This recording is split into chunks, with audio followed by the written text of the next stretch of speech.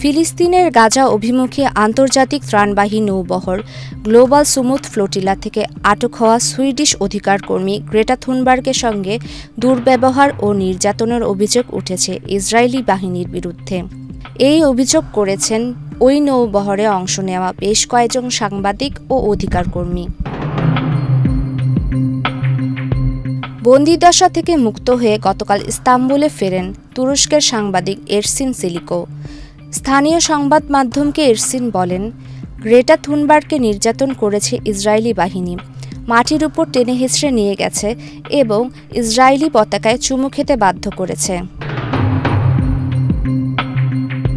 Istanbul বিমানবন্দরে একই কথা বলেন মালয়েশিয়ার অধিকারকর্মী হাজওয়ারি হেলমি ও যুক্তরাষ্ট্রের উইনফিল্ড বিপার।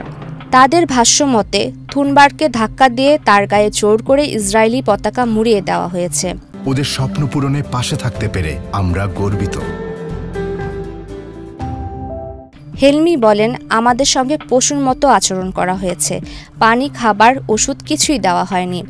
বিবার আরও বলেন, গ্রেটাকে প্রচারের জন্য ব্যবহার করা হয়েছে, একজন মানুষকে ট্রফির মতো প্রদর্শন করা হয়েছে।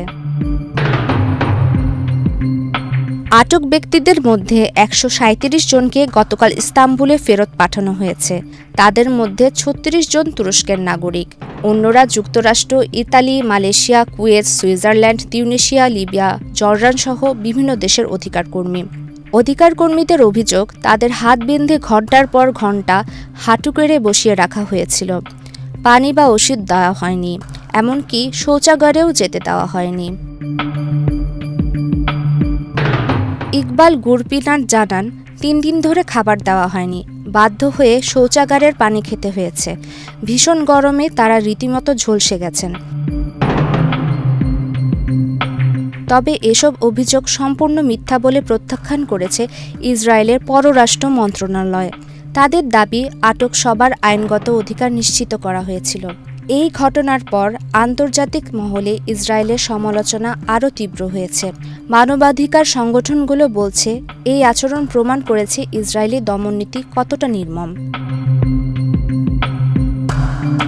গাজা সহায়তা নৌবহরের শতাধিক মানুষকে আটক করার ঘটনায় দেশটির বিরুদ্ধে আন্তর্জাতিক সমালোচনা আরও তীব্র হয়েছে। প্রায় ৪০টি নৌকা আটক করে ইসরায়েলের নৌবাহিনী। এগুলোতে ৪৫০ জনের বেশি মানুষ ছিলেন। চলমান যুদ্ধে অবরোধের কারণে এই অঞ্চলের ২৩ লাখ মানুষ বিচ্ছিন্ন হয়ে পড়েছে। প্রমিতি ইব্রাহিম, বাংলাদেশ প্রতিদিন।